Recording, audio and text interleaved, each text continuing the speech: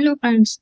आज हम पढ़ने वाले हैं क्लास 6 की सोशल साइंस लेसन 4 इतिहास की समय रेखा है उसके स्रोत।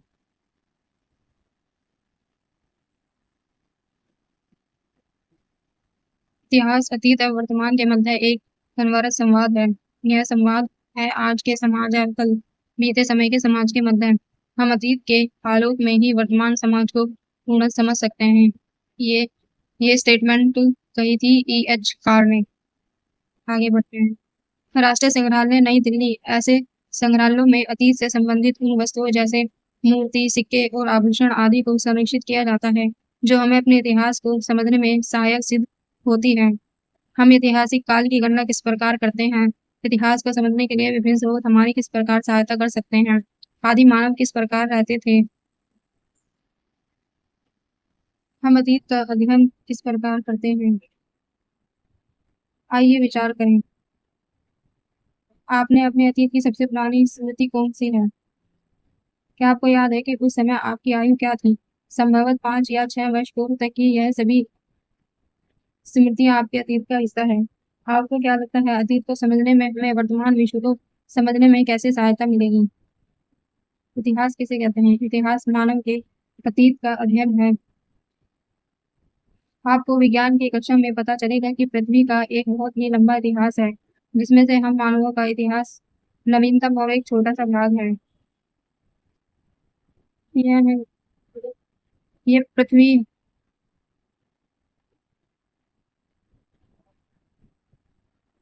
पहले पृथ्वी, फिर वातावरण, ऑक्सीजन, फिर जीवाणु आए, फिर स्पंज का परवाल 700 500 स्काई ब्लू अरब वर्ष पूर्व, नेवी ब्लू करोड़ों वर्ष पूर्व, लाइट ग्रीन वर्ष पूर्व 700 करोड़ वर्ष पूर्व, 500 करोड़ वर्ष पूर्व मछली कशेरुकी, 300 करोड़ वर्ष पूर्व सरीसृप डायनोसोर पक्षी स्तनपायी, 100 करोड़ वर्ष पूर्व फूल एवं मधुमक्खियां,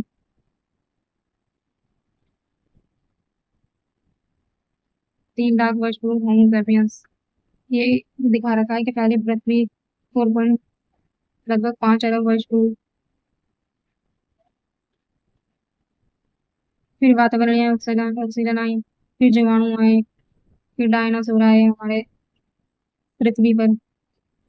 उसके बाद होमो सैपियंस यानी कि मानव का जन्म हुआ, आदि मानव, फिर मानव, फिर मानव के विकास के बाद लेखन। ये पूरा पृथ्वी पर जीवन के विकास या उद्भव के कुछ प्रमुख क्षणों की समय रेखा दी गई है। अनेक लोग पृथ्वी के इतिहास का अध्ययन करते हैं। उनमें से कुछ लोग पृथ्वी की सतह के नीचे के रहस्य को जानने के लिए प्रशिक्षित होते हैं। इस तरह के पृथ्वी के अतीत के साथ ही हमारे अतीत को भी समझने में सहायता करते हैं। 4 तरह के लोग होते हैं जो पृथ्वी के इतिहास का अध्ययन करते हैं। भूविज्ञानी, जीवाश्म विज्ञानी, मानव विज्ञानी, पुरातत्व विज्ञानी। ऊपर दिए गए 4 चित्रों में प्रदर्शित की जा रही गतिविधियों का अवलोकन कीजिए। भूविज्ञानी पृथ्वी के भौतिक स्वरूप, जो पृथ्वी का फिजिकली स्ट्रक्चर है, जैसे मृदा है, पत्थरों, पहाड़ियों, पर्वतों, नदियों, महासागरों और पृथ्वी के अन्य हिस्सों का अध्ययन करते हैं। जीवाश्म विज्ञानी जीवाश्म के रूप में करोड़ों वर्ष पूर्व के पेड़ों, पशुओं एवं मानवों के अवशेषों का अध्ययन करते हैं। मानव विज्ञानी मानव समाजों और संस्कृतियों का अतीत से लेकर वर्तमान तक अध्ययन करते हैं। पुरातत्व विज्ञानी मानव पौधों और पशुओं द्वारा अपने पीछे छोड़े गए अवशेषों जैसे उपकरण, घड़े, पात्र, मनके, मुर्दे, खिलौने, हड्डियां, पशु और मानवों के दांत, जले हुए अनाज, घरावालों के हिस्से एवं अन्य वस्तुओं का खनन करके अतीत का अध्ययन करते हैं। जीवाश्म किसे कहते हैं?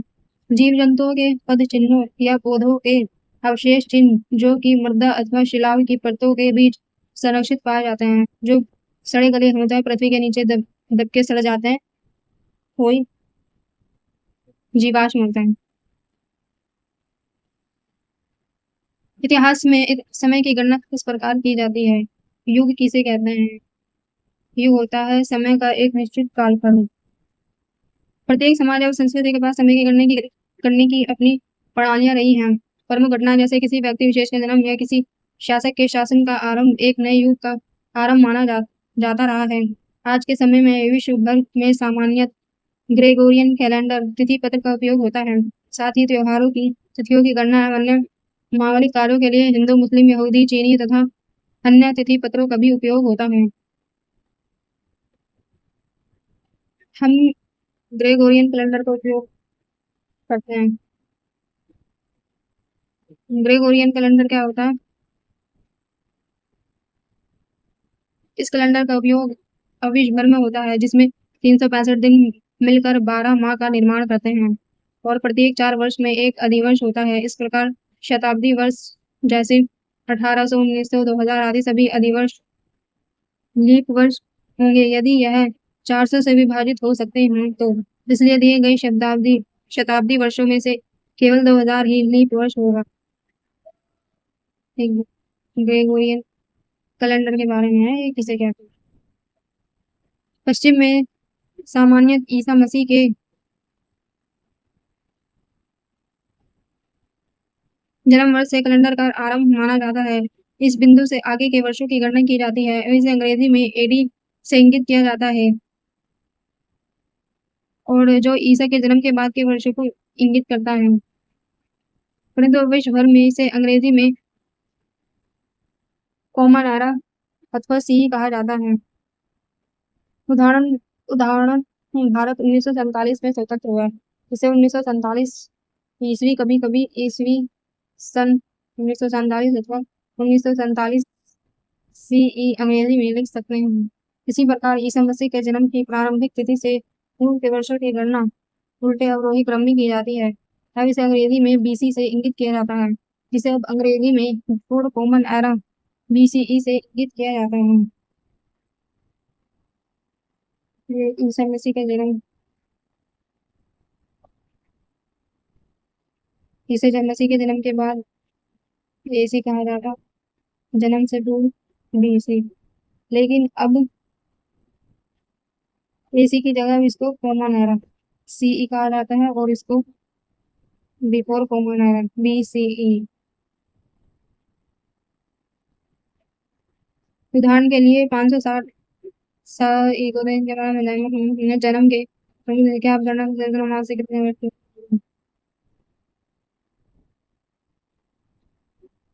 ईसा मसीह के जन्म के बाद कॉमन एरा और ईसा मसीह के जन्म से पूर्व बीसीए बिफोर कॉमन एरा, जिसे कॉमन एरा को तो कह दिया उन्होंने संवत सामान्य संवत और बीसी को कहा है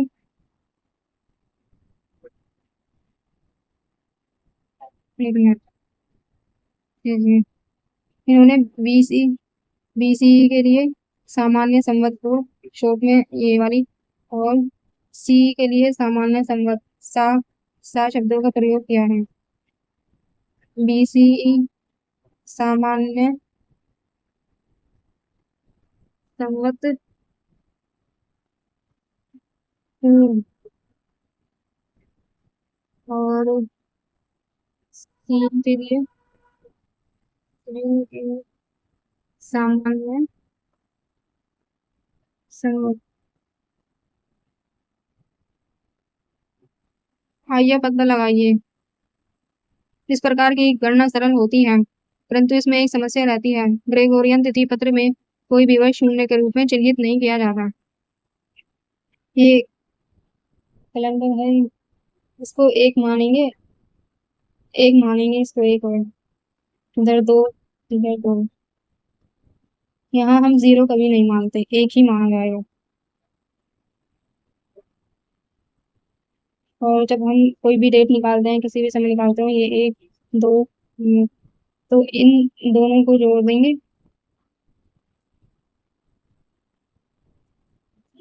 2 + 2 - 1 3 3 1।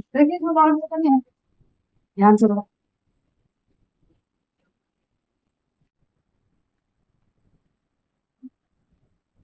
ये 4 दे रखा है। हिमयुग का प्रथम स्थायी निवास है, कृषि का आरंभ, तांबे के प्रथम धातु कर्म का आरंभ, बुद्ध का जन्म कब हुआ था, अशोक। भारतीय उपमहाद्वीप के में मिट्टी के बर्तन बनाने की तकनीक, सिंधु सरस्वती सभ्यता, ईसा का जन्म। इस प्रकार की घटनाओं को चिन्हित करने के लिए समय रेखा एक सुविधाजनक उपकरण है, क्योंकि यह किसी विशेष अवधि में तिथियों या घटनाओं के अनुक्रम को दिखाता है। यहाँ दर्शाई गई सरलीकृत समय रेखा एवं मानव सभ्यता के आरंभ से वर्तमान तक की यात्रा को दर्शाया गया है। समय रेखा पर बिंदुओं के माध्यम से प्रमुख ऐतिहासिक घटनाओं को चिन्हित किया गया है। ध्यान रखिए कि समय रेखा पर बिंदु हिस्सा छोड़े गए कालखंड को दर्शाता है, अन्यथा यह समय रेखा लगभग 3 मीटर लंबी हो सकती है। ईसा मसीह का जन्म, ये BC बिफोर कॉमन है, ये सारे 2000 कॉमन है।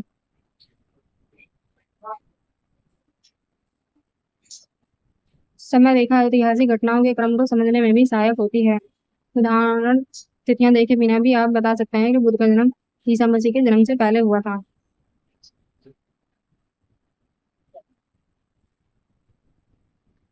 ध्यान रखें, वर्ष या दशक 10 वर्षों का कालखंड के साथ ही इतिहास में लंबी अवधि का अध्ययन करते समय हम सामान्यतः 2 अन्य विशेष शब्दों का भी उपयोग करते हैं। शताब्दी, यह किसी भी 100 वर्षों का कालखंड है। इतिहास में एक सामान्य संवत से लेकर प्रत्येक 100 वर्षों के लिए शताब्दी की गणना की जाती है। वर्तमान में हम 21वीं शताब्दी में हैं, जो 2001 से आरंभ होकर 2100 तक चलेगी। ईसा पूर्व की गणना करने के लिए हम एक सामान्य संवत पूर्व से आरंभ करके समय में पीछे की ओर लौटते हैं। तीसरी शताब्दी में 300 सामान्य संवत पूर्व से लेकर 201 सामान्य संवत पूर्व तक का समय सम्मिलित होगा। सहस्त्राब्दी, यह किसी भी 1000 वर्षों का कालखंड है। इतिहास के स्रोत कोई स्थान, व्यक्ति, लेख अथवा वस्तु जिसके माध्यम से हम अतीत की किसी घटना अथवा कालखंड से संबंधित जानकारी एकत्रित करते हैं, इतिहास के स्रोत होते हैं।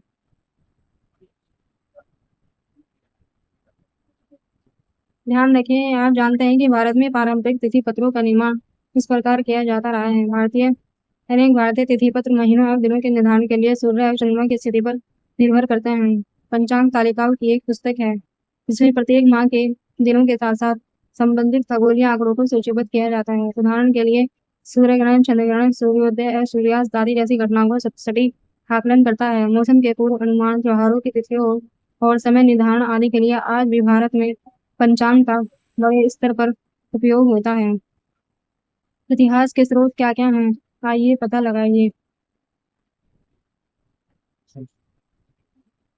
आपने अपने परिवार के अतीत के संबंध में जानकारियां कैसे प्राप्त की?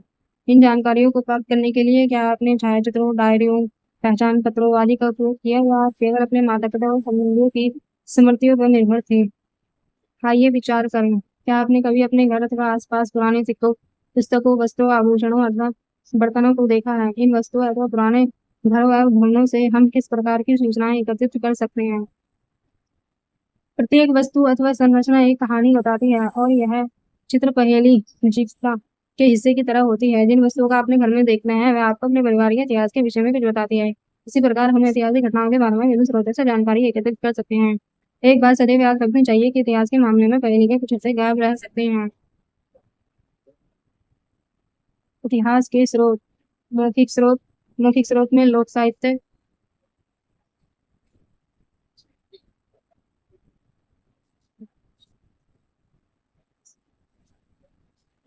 वंशावली। साहित्यिक स्रोत में भारतीय साहित्य, विदेशी विवरण। भारतीय साहित्य में वेद एवं इतिहास, कविता या नाटक, ऐतिहासिक लेख, कहानियों का संग्रह और वैज्ञानिक एवं तकनीकी लेख। शिलालेखों में पांडुलिपि, ताम्रपत्र, सिक्के। पुरातात्विक स्रोतों में संरचना, स्मारक, टीला। खनन में मानव पशुओं के अवशेष, उपकरण एवं हथियार, मूर्तियां एवं आभूषण, मृत भांड एवं खिलौने, निवास स्थान एवं शवाधान। कलात्मक स्रोत में चित्रकला, मूर्तिकला, पट्टिका। विदेशी विवरण में यात्रा वृत्तांत, ऐतिहासिक वृत्तांत। ये विदेशी विवरण में जो विदेशी आए थे उन्होंने हमारे भारत के बारे में जो पुस्तकें लिखी हैं, यात्राएं की हैं, उनसे यह इतिहास के प्रमुख स्रोतों को एक साथ प्रदर्शित करते हैं। जब इतिहासकार 1500 वर्ष पूर्व के किसी राजा या रानी, प्राचीन स्मारक, युद्ध या व्यापार की कुछ वस्तुओं के बारे में जानकारी जुटाने का प्रयास करते हैं तो वे बड़े ध्यान से अधिक स्रोतों से जानकारी संकलित करने का प्रयास करते हैं।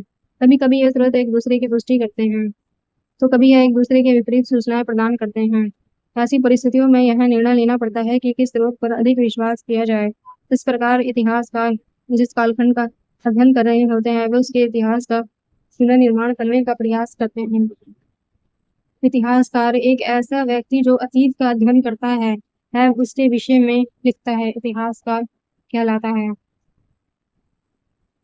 आनुवांशिकी क्या होता है? जीव विज्ञान की वह शाखा जो यह अध्ययन करती है कि किस प्रकार पौधों, जानवरों या मनुष्य की कुछ विशेषताएं वो एक पीढ़ी से दूसरी पीढ़ी तक पहुंचते हैं। इतिहास के इन सभी स्रोतों में कोई योगदान देता है। इतिहास के साथ भी पुरातात्विक विज्ञानी, पुरालेख शास्त्र, मानव विज्ञानी मानव समाज या संस्कृति का अध्ययन करते हैं। साहित्य, भाषा के विशेषज्ञ आदि इसमें अपना योगदान देते हैं। साथ ही पिछले 50 वर्षों में वैज्ञानिक अध्ययन में इतिहास के पुनर्निर्माण में अधिक से अधिक योगदान दिया है। उदाहरण प्राचीन जलवायु का अध्ययन, उत्खनन की गई सामग्री का रासायनिक अध्ययन और प्राचीन मानव की आनुवांशिकी के अध्ययन ने एक नया दृष्टिकोण दिया है जिससे और पूरक स्रोत प्राप्त हुए हैं। साथ ही जब इतिहास का आधुनिक इतिहास साधारण जिसका अर्थ है पिछली 2 या 3 शताब्दियों का इतिहास का अध्ययन करते हैं तो समाचार पत्र व अन्य महत्वपूर्ण स्रोत हो सकते हैं। पिछले कुछ दशकों के अध्ययन के लिए इलेक्ट्रॉनिक मीडिया, टीवी, इंटरनेट आदि का भी उपयोग किया जा सकता है। पुरानी मूर्तियां हैं सारी। मानव इतिहास का प्रारंभ। मानव होमो सेपियंस लगभग 3 लाख वर्ष पूर्व 3 लाख वर्ष पूर्व से पृथ्वी पर रह रहे हैं। यह एक लंबा समय प्रतीत होता है परंतु यह पृथ्वी के इतिहास का एक छोटा सा अंश मात्र है। हाँ, ये पता लगाइए। आदि मानव को प्रकृति से अनेक चुनौतियों का सामना करना पड़ा। एक दूसरे की सहायता करने के लिए वे टोलियों अथवा समूहों में रहते थे। वे मुख्यतः आखेटक एवं खाद्य संग्राहक थे। वह भोजन एवं आश्रय की निरंतर खोज करते रहते थे। इसका अर्थ यह है कि वे अपने जीवन के लिए खाने योग्य पौधों एवं फलों के संग्रह व आखेट पर निर्भर थे। हमारे आदि पूर्वजों के प्राकृतिक तत्वों को लेकर कुछ निश्चित विश्वास थे जो उनके उनके मरने के बाद जीवन को लेकर भी कुछ धारणाएं थी।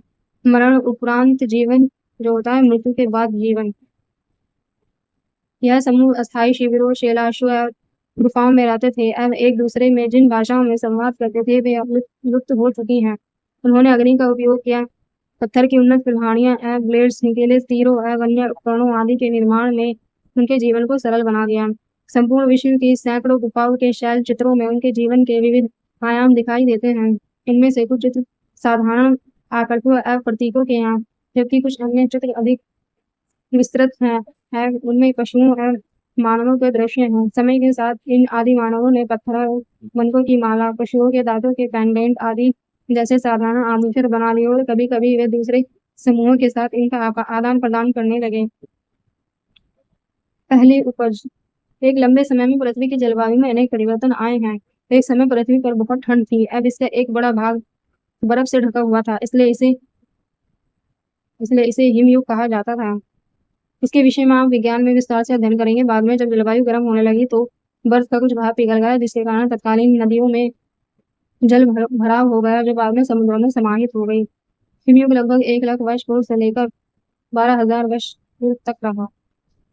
इसके उपरांत मानव के लिए जीने योग्य परिस्थितियों में सुधार आया। विश्व के कई हिस्सों में होने के स्थान पर बसना और अनाज उगाना शुरू कर दिया। उन्होंने गाय, बकरी आदि जैसे मानवों का घरेलू करण भी शुरू कर दिया। भोजन की अधिक उपलब्धता के कारण वे समूह अपने आकार में संख्या में बढ़ गए। वे नदियों के किनारे बसने लगे थे, लेकिन इसका एकमात्र कारण जल की उपलब्धता नहीं थी, अभी तो यहाँ की मृदा का अधिक उपजाऊ होना ही था। इससे अन्न उगाने की प्रक्रिया अधिक सरल हो गई। ये इन्होंने फिर बस्तियां बना दी, खाना भी बनाने लगे, भेड़ बकरियां पालने लगे, कृषि भी करने लगे। जैसे जैसे समुदायों का विकास हुआ, समाज जटिल होता गया। सरदार अथवा मुखिया लोगों के कल्याण के लिए उत्तरदायी थे। वह सभी सामूहिक रूप से सामुदायिक कल्याण के लिए कार्य करते थे। उदाहरण के लिए निजी स्वामित्व का भाव नहीं था और भूमि पर सामुदायिक रूप से कृषि की जाती थी। कल्याण का मतलब होता है स्वास्थ्य, समृद्धि और भलाई। पल्ली एक छोटी बस्ती अथवा छोटा गांव। जैसे जैसे समय बीतता गया, पल्ली कुग्राम बड़े गांवों में परिवर्तित हो गए, जो मुख्यतः भोजन, वस्त्र, उत्पन्न आदि वस्त्रों का आदान प्रदान करने लगे। धीरे धीरे इन गांवों में संप्रेषण होता है, कम्युनिकेशन कम्युनिकेशन है, आवागमन का तंत्र विकसित हुआ है। इनमें से कुछ छोटे कस्बों में परिवर्तित हो गए। उदाहरण के लिए मृद भांड और मिट्टी के अन्य वस्तुओं को बनाने और धातु के उपयोग पहले तांबा और फिर लोहा। सबसे पहले धातुओं में पहले तांबे का निर्माण हुआ और फिर लोहे का की तकनीक का आगमन हुआ है, जिससे टिकाऊ उपकरण, दैनिक उपयोग की वस्तुएं और उपकरणों को बनाना सरल हो रहा है।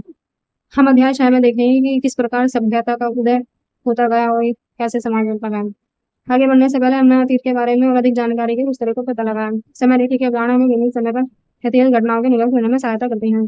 समय की गणना की विभिन्न विधियां हैं, वर्ष है, दशक है, शताब्दी है, सहस्त्राब्दी है। इतिहास के विभिन्न स्रोत हैं, ये ऐतिहासिक घटनाओं को समझने में उनका पुनर्निर्माण करने में सहायता करते हैं। हमने आरंभिक मानव जीवन को संक्षेप में समझा और यह भी जाना कि मानव समाज कैसे समय के साथ जटिल होता गया। तो ये पूरा चैप्टर खत्म। नेक्स्ट चैप्टर हम अगली क्लास में करेंगे। एक दो बार रीडिंग खुद से भी कीजिए।